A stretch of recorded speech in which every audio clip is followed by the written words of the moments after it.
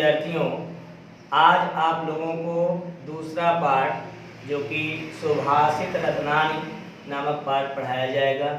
इसके पहले परीक्षा के दृष्टिकोण से एक पाठ आप लोगों को पढ़ाया जा चुका है जिसका नाम संस्कृत भाषाया महत्व। यह पाठ गद्यात्मक आएगा, ध्यान दीजिएगा। कहने का मतलब यह है जो आपका हिंदी का कक्षा 12 का पैटर्न है, इसके आधार पर आप लोगों से कुल 2 व्याख्याएं पूछी जाएंगी। कितनी व्याख्या? 2 व्याख्या। एक व्याख्या श्लोकात्मक रहेगा और एक व्याख्या गद्यात्मक रहेगा। ठीक, गद्यात्मक पाठ आप लोगों को संस्कृत भाषा या महत्वम नामक पाठ पढ़ाया जा चुका है। गद्यात्मक मतलब क्या होता है?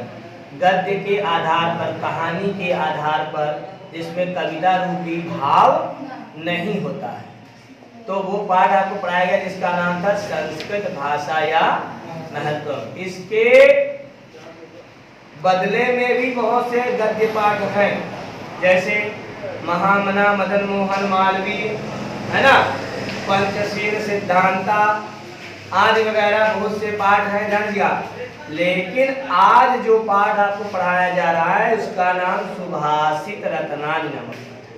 कौन सा नाम है? सुभाषित रत्नानि। ध्यान दीजिएगा, ये सुभाषित रत्नानि पाठ में कुल 15 श्लोक हैं। कितने श्लोक हैं? 15 श्लोकों को पढ़ने पर आपको परीक्षा में 7 नंबर पक्का है, मिल जाएगा निश्चित रूप से 7 नंबर। तो ज़्यादा देर न करते हुए हम पॉइंट पे आएंगे और पहले श्लोक को पढ़ाएंगे आपको। सुभाषित रत्नानि देखिए पाठ का नाम है, जिसका हिंदी रूपांतर हो जाएगा सुंदर कथन रूपी रथ।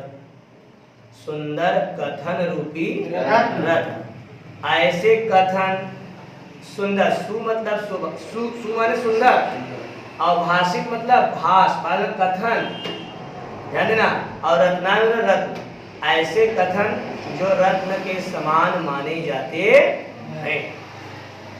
तो देखिए पहला श्लोक है, भाषासु मुख्या मधुरा दिव्या गिर्वाण भारती। क्या लिखा है? भाषासु मुख्या मधुरा दिव्या गिर्वाण भारती तस्याह ही काव्यम मधुरम। और आगे लिखा है तस्मादपि सुभाषितम। इतना पढ़ने से, सुनने से आपको कुछ याद आया? क्या याद आया?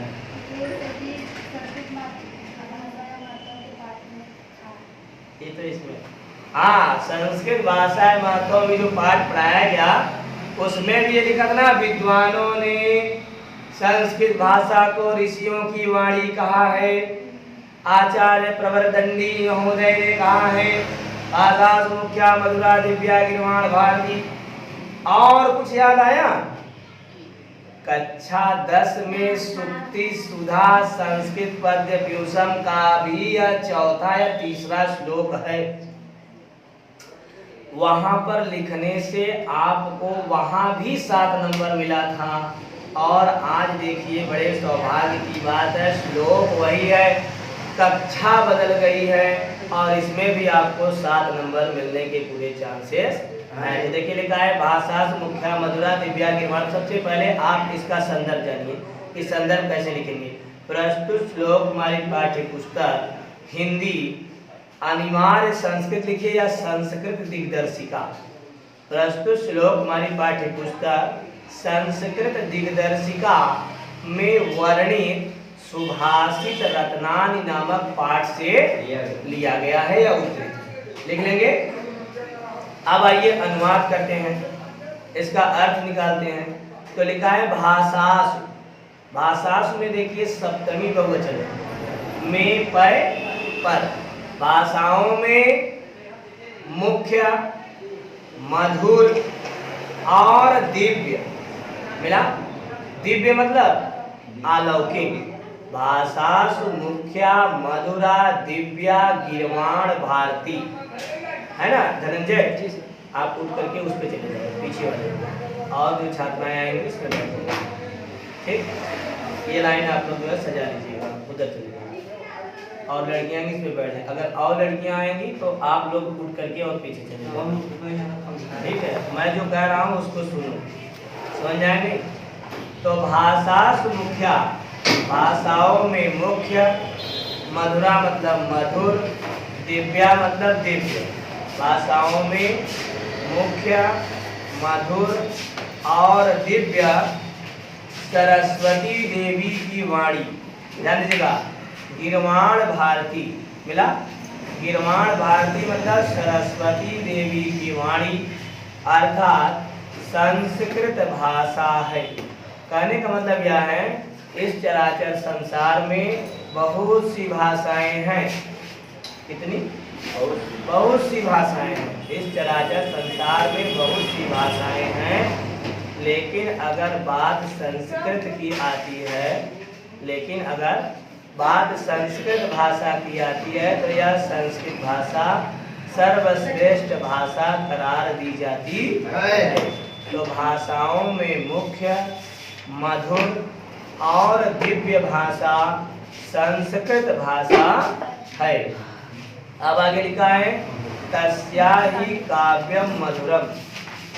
ध्यान दीजिएगा, इसलिए तस्या माने उस, और उस माने उस संस्कृत भाषा का, इसलिए उस संस्कृत भाषा की जो काव्य हैं वे मधुरम माने मधुर।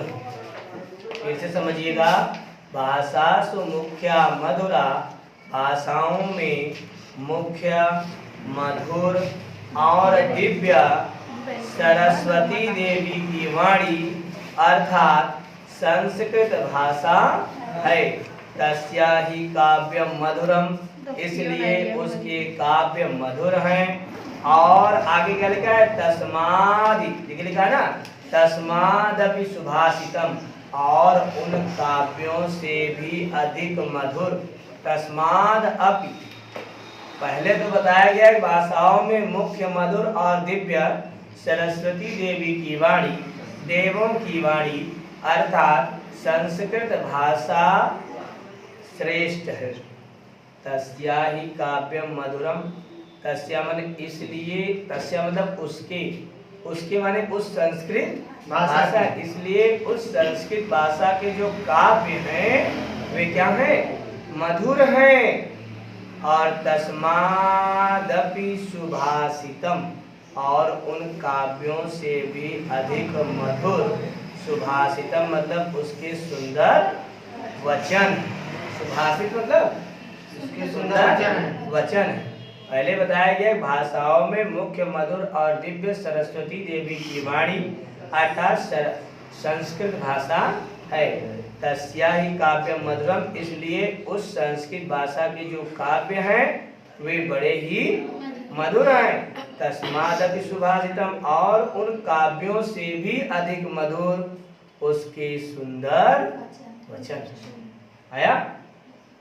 दूसरा देखिए लिखा है सुखार्थिना कुतो विद्या, विद्यार्थिना कुतो सुखम।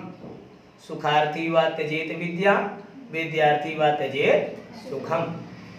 अब देखिए, आप लोग एक कहावत सुने होंगे कि एक म्यान में दो तलवारें नहीं रह सकती हैं। एक म्यान में दो तलवारों का समावेशन हम नहीं कर सकते हैं। एक म्यान में, म्यान माने खोखा, एक म्यान में केवल एक ही तलवार जा सकती है। तो यहाँ भी उसी म्यान की बात बताई जा रही, ध्यान दीजिएगा, उसी म्यान की यहाँ पे बात बतलाई जा रही है। कहा जा रहा है कि सुखार्थिना कुतो विद्या। ध्यान देना, आप विद्यार्थी हैं। क्या है? विद्यार्थी। और विद्यार्थी में कौन सी संधि है? दीर्घ संधि। क्या है? विद्यार्थी में दीर्घ संधि है।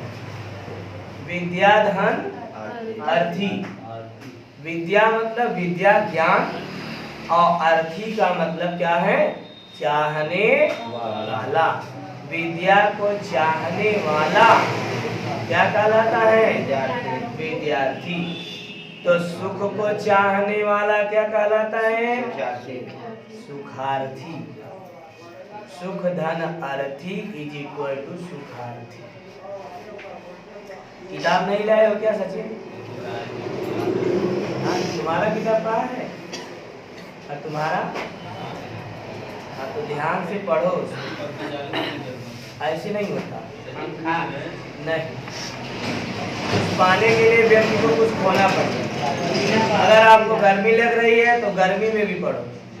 पसीना चुएगा तो दिमाग में तो लिखा है कि सुखार्थिना कुतो विद्या, सुख को चाहने वाले को, ध्यान देना, सुख चाहने वाले को कुतो विद्या, विद्या भला कहाँ प्राप्त हो सकती है? अब तो उसमें सुख चाहत है, पंखा चले, ठंडी लगे हल्का फुल्का, गर्मी दूर हो, तब हम पढ़ब तो कौन जिंदगी में न पढ़ते। ठीक, वही बताया जाए, इसीलिए पंखा बंद करवा दिए हैं ताकि ध्यान से श्लोक समझ। सुखार्थिना कुतो विद्या, जो सुख को चाहने वाले होते हैं, कुतो विद्या, उन्हें भला विद्या कहाँ प्राप्त हो सकती है? और विद्यार्थिना कुतो सुखम, और जो विद्या चाहने वाले होते हैं, जो विद्या को प्राप्त करना चाहते हैं, उन्हें सुख कहाँ मिलता है? उन्हें सुख कहाँ मिलता है? अब आप अपने आप को समझ लीजिए कि आप सुखार्थी हैं, विद्यार्थी हैं। भाई विद्यार्थी हैं तभी ना घर द्वार सब छोड़ करके यहाँ पे आप आए हैं। तो आगे आइए,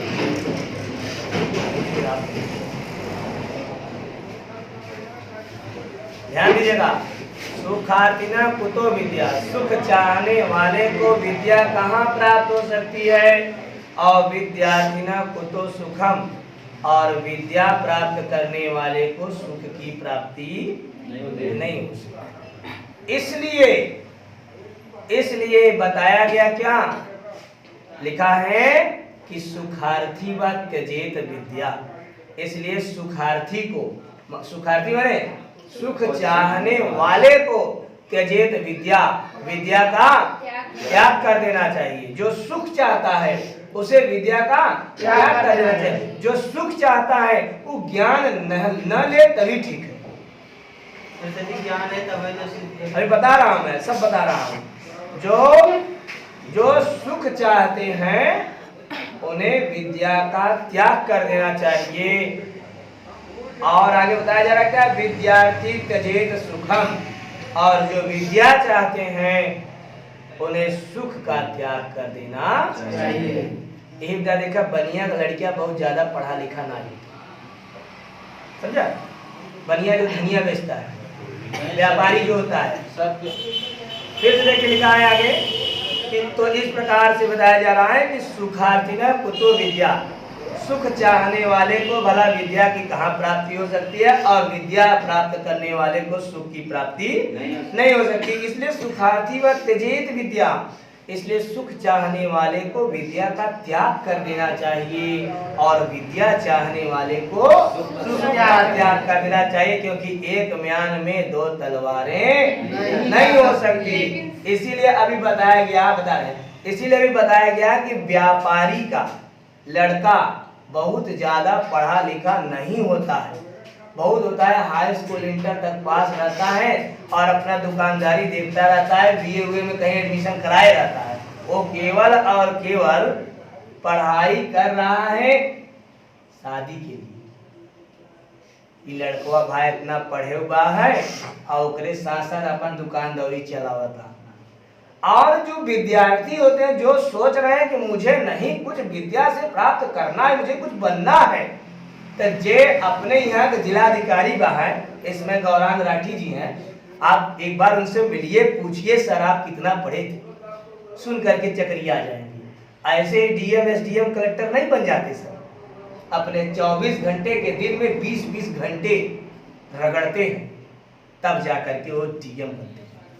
लाखन में हजारन में एक जने डीएम आईएएस का पद पावत है, और सपना तो लाखों लोग देखते हैं। सपने को हकीकत में वही करता है जो सुख की प्राप्ति नहीं चाहता, विद्या की प्राप्ति चाहता है। और जो विद्या की प्राप्ति नहीं चाहता वो तो लड़कियां से दुकानदारी करे चालू कर दी। अब तोरे सबके मन में एक प्रश्न यह उठत हुए कि बहुत आदमी ऐसे होते हैं जिनके पास मजे पैसा बा और पढ़ा लिखा संपन्न भी है, तो देखा हुआ ऊपरा एक पीरियाडिक टेबल लगा बा, वो एक निचवा देखा 8-10 तत्व बैठा है, उनके का कहा जाता है अपवाद। तो वही अपवाद वो है जो उनकी सरस्वती को पकड़े और लक्ष्मी को। अन्यथा जो लक्ष्मी चाहता उस सरस्वती के भूल जाए, और जिस सरस्वती चाहता वो लक्ष्मी के याद रखें। तो वही बताया जा रहा है, सुख चाहने वाले को विद्या की प्राप्ति नहीं हो सकती, विद्या चाहने वाले सुख की प्राप्ति। इसलिए सुखार्थी को, सुख चाहने वाले को विद्या का त्याग कर देना चाहिए और विद्या चाहने वाले को सुख का त्याग कर देना चाहिए। अब समझ जाए नहीं? आगे देखिए लिखा है, ये काफी इंपॉर्टेंट है, परीक्षा में आया है कई बार। सर हाँ, वो ऊपर वाला जो लाइन से सुधा दीजिए। कौन ऊपर वाला? हाँ चलिए बता देंगे। तीसरा देखिएगा, जल बिंदु निपातेन क्रमशः पूर्यते घट। इसमें थोड़ा सार है, ध्यान देना। सार माने वो सार बनाने वाला सार ना है, यहाँ सार माने अर्थ, भाव। सार मतलब अर्थ या भाव। तो देखिए लिखा है कि जल बिंदु निपातेन क्रमशः पूर्यते घट स हेतु सर्व विद्यानां धर्मस्य च धनस्य च। अब देखिए लिखा है कि जल बिंदु, जल माने क्या होता है? पानी। और बिंदु माने बूंद, बिंदु माने बूंद। निपात माने होता है गिरना, निपातेन तृतीया वचन, गिरने से, कर्ता ने कर्म को करण से। तो जल की बूंद बूंद के गिरने से, जल बिंदु निपातेन, जल की बूंद बूंद के गिरने से, ध्यान देना, जल की बूंद बूंद के गिरने से क्रमशः, क्रमशः मतलब लगातार रूप से, जल की बूंद बूंद के गिरने से क्रमशः घड़ा भर जाता है। अबे तो सब नया नया है ना, समझ में आया? चलो कोई बात नहीं, वो तो कट जाएगा। ध्यान देना, जल बिंदु निपातेन, जल माने पानी,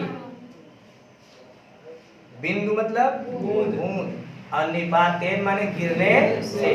ध्यान देना, इसमें बहुत बड़ा सार जीवन का छिपा है, जीवन का बहुत बड़ा अर्थ छिपा है। अगर हमें संतुष्टि चाहिए तो आप केवल इन छोटी छोटी संस्कृत की लाइनों को पढ़िए, आपका जीवन धन्य हो जाएगा। और ये तीसरा श्लोक यही समझा रहा है, क्या कह रहा है कि जल की बूंद बूंद के गिरने से क्रमशः माने लगातार, तो जल बिंदु क्रमशः निपातेन, ऐसे क्रमशः को पहले रखते हैं, जल बिंदु क्रमशः निपातेन, जल की बूंद बूंद के लगातार रूप से गिरने से, यहाँ पर जल की बूंद बूंद के लगातार गिरने से पूर्यते, पूर्ण हो जाता है या भर जाता है, क्या? घट, घड़ा। कहीं से पानी रिस रहा है, बूंद बूंद गिर रहा है। बरसात के सीजन में कहीं कहीं हमारे घरों में पानी निकलने लगता है ऊपर से, छत पर से, तो क्या करते हैं हम, उसको तो इतना जल्दी हम बंद कर नहीं सकते। तो होता है चलो रात का समय है, सुबह में देखते पहले यहाँ पे जो है कोई बर्तन वर्तन रख दें ताकि पानी फैले ना। अब देखिए उसमें से बूंद बूंद पानी गिर रहा है, लेकिन सुबह में देखेंगे वो क्या होगा, पात्र। अब ध्यान देना, जीवन का सबसे कठिन सार अब मिलेगा कि जिस प्रकार से जल की एक एक बूंद के क्रमशः गिरने से घड़ा भर जाता है, उसी प्रकार अब देखो लिखा होगा, स हेतु यही कारण होता है। स माने वह या यही, हेतु माने कारण। हेतु मतलब क्या होता है? कारण। स हेतु यही कारण है। क्या कारण है? सर्व विद्या नाम, सभी विद्याओं का, धन का और धर्म। कैसे कहा जा रहा है? जिस प्रकार जल की बूंद बूंद के गिरने से घड़ा भर जाता है, उसी प्रकार अगर मनुष्य विद्या का थोड़ा थोड़ा अध्ययन करे तो वो विद्वान हो जाता है। धर्मस्य, और धर्म का थोड़ा थोड़ा अध्ययन करे तो वो धर्मवान हो जाता है या धर्मात्मा हो जाता है। और यदि धन का थोड़ा थोड़ा संचय करे तो एक दिन वह धनवान हो जाता है। स हेतु यही कारण है। जिस प्रकार से जल की बूंद बूंद के गिरने से क्रमशः घड़ा भर जाता है, उसी प्रकार से यदि मनुष्य विद्या का थोड़ा थोड़ा अध्ययन करे तो वो एक दिन विद्वान हो जाता है। धर्म का थोड़ा थोड़ा संचय करे तो एक दिन वह धर्मात्मा हो जाता है, धर्मवान हो जाता है। और धन के संचय करने से, थोड़ा थोड़ा धन को कलेक्ट करने से, इकट्ठा करने से व्यक्ति एक दिन धनवान हो जाता है। यही हेतु है, यही कारण। आ जाएगा? सरल है ना? देखिए लिखा है, काव्य शास्त्र विनोदेन कालो गच्छति धीमताम व्यसनेन च मूर्खाणाम निद्रया कलहेन वा। ठीक, इसमें भी देखिए बहुत मजा आने वाला है आपको। प्रस्तुत चौथे नंबर के श्लोक में कवि ने विद्वान और मूर्ख व्यक्तियों की बातें बताया है कि एक विद्वान मनुष्य का पूरा दिन भर का समय कैसे बीतता है, और एक उसी के जस्ट बगल में मूर्ख व्यक्ति का समय पूरा का पूरा कैसे बीतता। ये भी कक्षा 10 में आप लोग पढ़े थे, सुक्ति सुधा पाठ ना, संस्कृत के। तो देखिए लिखा है कि काव्य शास्त्र विनोदेन कालो गच्छति धीमताम। जहां धीमताम लिखा है वहीं से अर्थ निकलेगा। कहां से? धीमताम। ध्यान देना, धी माने क्या होता है? धी, धी धनुष वाला ध। धी माने होता है बुद्धि। धी माने बुद्धि होता है कि बुद्धि होता है? बुद्धि होता है, छटकी ना। तो धी धन मताम, बुद्धि, और मताम माने जानने वाले। जो बुद्धि को जानते हैं, बुद्धि को मानते हैं, बुद्धि को धारण किए हैं, उन्हें ही हम क्या कहते हैं? बुद्धिमान। क्या कहते हैं? बुद्धिमान। तो बुद्धिमान माने विद्वान। तो देखिए, बुद्धि का जो धारण करते हैं वो बुद्धिमान होता है, जो विद्या को धारण करते हैं वो विद्वान होता है। ध्यान देना, बुद्धिमान मनुष्यों का पूरा सूर्योदय से लेकर के सूर्यास्त तक का समय कैसे व्यतीत होता है, ये बताया जा रहा है पहले लाइन में, पहले चरण में ही बताया जा रहा है। कहा जा रहा है कि धीमताम से अर्थ निकलेगा, ध्यान दीजिएगा, धीमताम बुद्धिमान व्यक्तियों का। और उसी में देखिए पहले लाइन में कहीं लिखा होगा कालो, मिला? कालो माने काल, काल माने समय। बुद्धिमान मनुष्यों का समय, ध्यान देना, बुद्धिमान मनुष्यों का समय गच्छत। देखिए लिखा है गच्छत। गच्छत माने चला जाता है, चला जाता है माने बीत जाता है। बुद्धिमान मनुष्यों का समय बीत जाता है। कहाँ बीतता है? आगे लिखा है काव्य शास्त्र विनोदेन, काव्य और शास्त्रों के पठन और पाठन में, अध्ययन और अध्यापन में, पढ़ने और सीखने और लर्निंग एंड टीचिंग। ध्यान देना, बुद्धिमान मनुष्यों का समय कैसे बताया गया? धीमताम कालो गच्छति। जो बुद्धिमान मनुष्य होते हैं उनका पूरा का पूरा संपूर्ण समय काव्य और शास्त्र, बड़े बड़े ऋषि मुनियों द्वारा रचित काव्य शास्त्र, भगवान द्वारा अवतरित महान महान वेद ग्रंथ, उपनिषद, पुराण, इतिहास या वगैरह वगैरह जो भी हैं धर्मार्थी किताबें, उनके पठन और पाठन में ही बुद्धिमान मनुष्यों का पूरा समय बीत गया। किसका? बुद्धिमान मनुष्य होते हैं ना, वो पढ़ने पढ़ाने में, सीखने सिखाने में, अध्ययन अध्यापन करने में उनका पूरा समय चला जाता है। और किस पर अध्ययन करते हैं? काव्य शास्त्रों। बुद्धिमान मनुष्यों का समय काव्य और शास्त्रों के पठन पाठन में ही बीत जाता है। और आगे नीचे वाली लाइन में देखिए लिखा है कि मूर्खाणाम, और इसके जस्ट विपरीत मूर्खों का समय, ध्यान देना, मूर्खों का समय व्यसने, व्यसन माने होता है बुरी आदत, गलत विचार, और इसके विपरीत मूर्खों का समय परस्पर सोते रहने, लिखा निद्रा, निद्रा लिखा होगा। और इसके विपरीत बुद्धिहीन या मूर्खों का समय निद्रया, सोते रहने, और कलहेनवा, कलह करने में ही पूरा का पूरा समय उनका। जो बुद्धिमान मनुष्य होते हैं उनका पूरा समय काव्य और शास्त्रों के पठन पाठन में ही बीतता है, जबकि मूर्खों का समय बुरी आदत और सोने तथा कलह करने, लड़ाई झगड़े करने में ही पूरा समय उनका बीतता है। ये बुद्धिमान मनुष्यों का समय था और मूर्खों का समय था। अब अगर लड़ाई झगड़ा कोई करता है, मूर्खता भरी बात करता है, ऐसा पूरा समय का, तो क्या है आपको अच्छी तरह पता चलेगा। अब आइए विद्या के, ज्ञान के बारे में हम लोग थोड़ा जानते हैं। 5वें श्लोक में ज्ञान के बारे में बताया जा रहा है कि मनुष्य का ज्ञान कैसा होता है, या विद्या को कैसा धन कहा जाता है, विद्या क्या है। तो देखिए लिखा है न चौरहार्यम, किताब देखना, न चौरहार्यम न च राजहार्यम न भातृभाज्यम न च भारकार्य।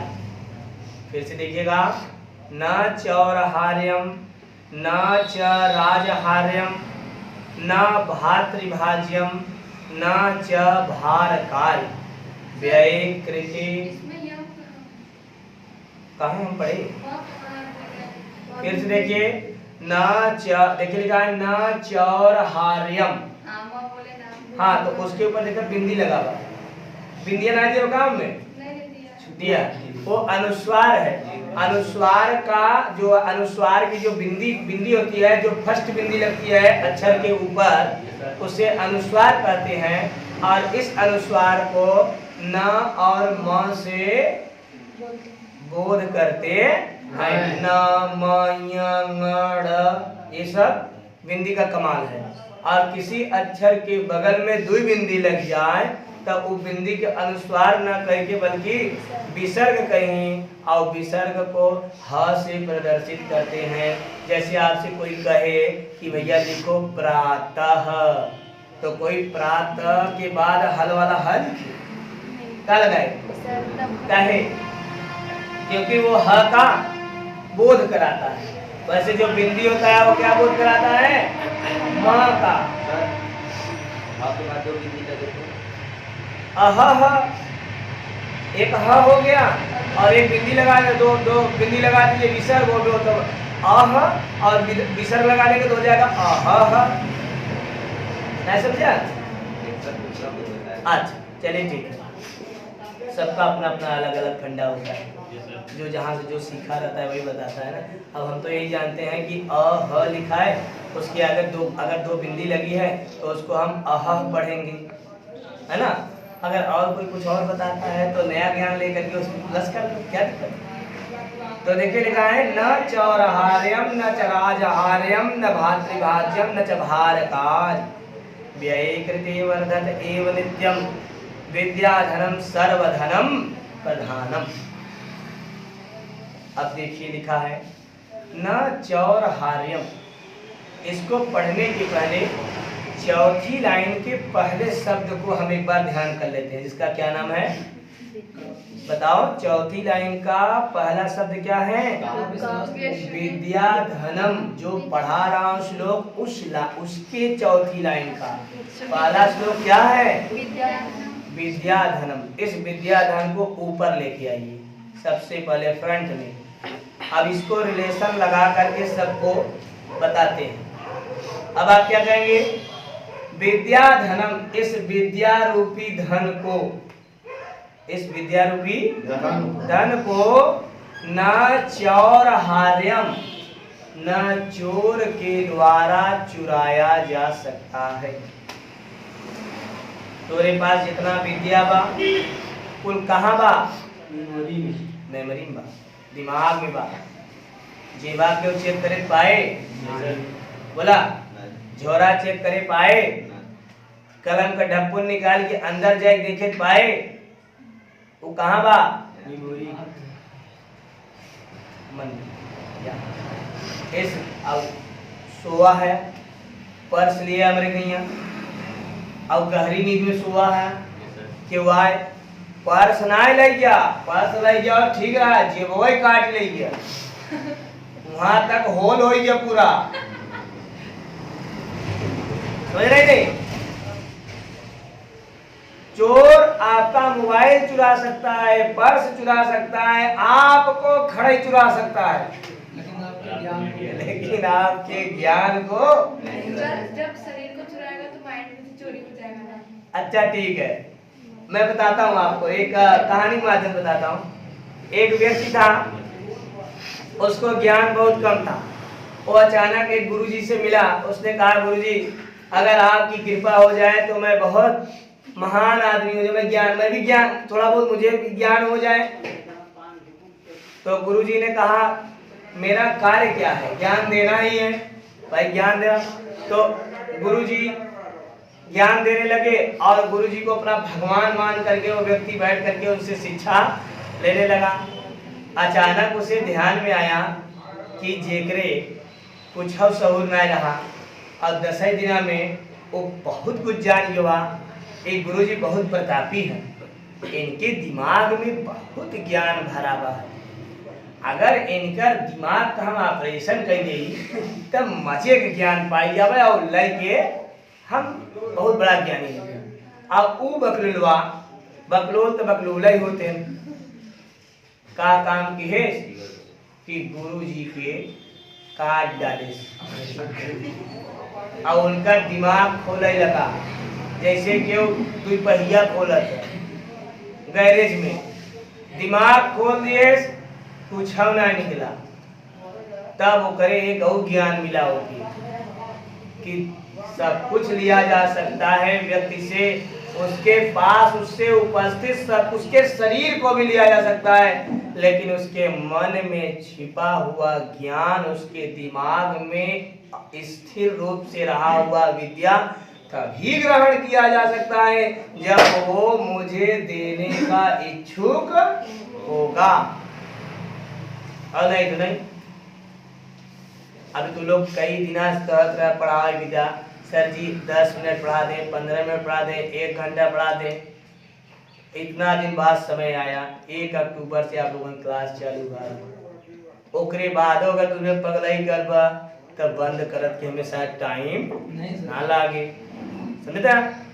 फिर ओकरे बाद परीक्षा बाद है उसका मिली तो सबन से हम मान लीजिए ठीक ठाक निकल गया ठीक बनाए, फिर आए तो के कागज पढ़ाओ। सबको मैं बता रहा हूँ, एक लोगों को नहीं बता रहा हूँ, मैं सबको बता रहा हूँ। अब हम के कहता उलिया पुलिया पे मत पकड़ के लागे हमारा दिमाग खोले कि बहुत भरा वाला नहीं पता तो क्या है नहीं, हम तो चला जा देश से बिना हो पावे, ध्यान दे जा। तो चौथी लाइन का देखना पहला विद्याधनम, और वह विद्याधनम लेके एकदम ऊपर चला हुआ विद्याधनम न चौरहार्यम, मिला। इस विद्या रूपी धन को चोर के द्वारा हरा, चोर के द्वारा चुराया नहीं जा सकता। न च राजहार्यम, और न ही इस विद्या रूपी धन को राजा छीन सकता है। राजा महाराजा जो अपने भारत देश में नहीं पूरे वर्ल्ड में जब राजशाही शासन सत्ता राजतंत्रात्मक शक्ति चलती थी तो राजा जो कह देता था वो क्या होता था, हो जाता था। राजा ही सर्वे सर्वा होता था। तब डॉक्टर भीमराव अम्बेडकर द्वारा रचित कानून नहीं था, तब कानून नहीं था, आज कानून है। आज अपने देश का राजा भी कानून के सामने क्या है, सरेंडर है। कोई गलती करेगा तुरंत पकड़ा जाएगा। बहुत महान महान लोग अंदर बैठे हैं, है ना, किसकी वजह से, कानून की वजह से। पहले कानून किसका होता था, राजा का। राजा जो कहता था, राजा जिधर नजर फेर देता था वो उसका हो जाता था, कोई कानून नहीं, राजा खुद कानून। ध्यान देना। तो कहा जा रहा है कि राजा सब कुछ ले सकता है लेकिन मेरे पास उपस्थित ज्ञान को वो तब तक नहीं ले सकता जब तक मैं आर्डर ना दूं। तो इस चौथी लाइन, इस विद्या रूपी धन को न चौरहार्यम, न चोर के द्वारा चुराया जा सकता है, न राजा के द्वारा छीना जा सकता है, न भातृभाज्यम, न भाइयों में मिठाई की तरह बांटा जा सकता है। दो भाई हैं, बाबू उनका एक छेना लेके आए, कहला आधा राम ले ले आधा श्याम ले ले, लक्ष्मण ही ले ले, मान ला राम लक्ष्मण ते खाए ले, ठीक बा, बटाई नहीं बेटा, लेकिन ई ना कहीं बाबू ला 90% तू ले ला, 90% तू ले ला, ऐसे ना होए। भाई बहन हैं, एक कई क्लास में उनका एडमिशन बा, जूता मोजा टाई बेल्ट ड्रेस बैग कलम कापी सब कुछ बनाए, मिला नहीं मिला। और एक कई क्लास में एंट्री मिली, 10 साल पढ़े कंटिन्यू, कहीं पहुंचे 10 साल पढ़े, कहीं पहुंचे 10 में पहुंचे। और जब बोर्ड का रिजल्ट आया तो एक जने अर्श पे, एक जने फर्श पे आई गया। इका भा इस विद्या रूपी धन को समान रूप से भाई बहनों में बांटा भी नहीं जा सकता। जी जितना पढ़े वो उतना पाए। आगे क्या लिखा है, न च भारकारी, और यह विद्या रूपी धन भारवाहक भी नहीं होता, बोझा की तरह नहीं होता। पीठी पे लाद दिए 4 ठे ईटा, कैसे लेके जा रहे हैं, एक खेवर ईटा थे, एक खेवर धर दिए और एक के जहां धरे तहां हो गिर। अब आप हर साल पढ़ाई करने के लिए नए नए क्लास में जा रहे हैं, नए नए ज्ञान का अर्जन कर रहे हैं, तो क्या ये आपके कपार में भार हो रहा है? नहीं हो रहा है ना। तो यह विद्या रूपी धन बोझे के समान भी नहीं। बाउंस तभी करता है, बहुत सही प्रश्न है, बाउंस तभी करता है जब हम उस पर ध्यान नहीं देते हैं। हमारे मन में यह बात चल देती है कि मुझे नहीं आ रहा, बस इसके जगह अगर वो व्यक्ति यह सोचे कि मुझे नहीं आ रहा है ना, मुझे क्यों नहीं आ रहा है, समस्या सॉल्व। लेकिन इसे जानने के लिए बहुत समय लगता है, धीरे धीरे। तो यह विद्या चोर के द्वारा चुराई नहीं जा सकती। इस विद्या को बोलो बोलो राजा के द्वारा छीना नहीं जा सकता। इस विद्या को भाइयों में समान रूप से बांटा नहीं जा सकता। और यह विद्या भार वाहक या बोझे के समान भी बोझिल नहीं होती। और अगवा ने लिखा बा व्यय कृते वर्धत, और इस विद्या का जितना हम व्यय करेंगे, व्यय माने खर्च, इस विद्या को जितना ज्यादा खर्च करेंगे, वर्धत एवं नित्यम, लगातार रूप से यह विद्या उतनी ही बढ़ती चली जाती है। क्यों? क्योंकि विद्या धनम सर्वधनम प्रधानम, क्योंकि विद्या सभी धनों में सबसे प्रधान धन होता है, सबसे श्रेष्ठ धन होता है। विद्या ज्ञान रूपी धन से श्रेष्ठ और कोई ज्ञान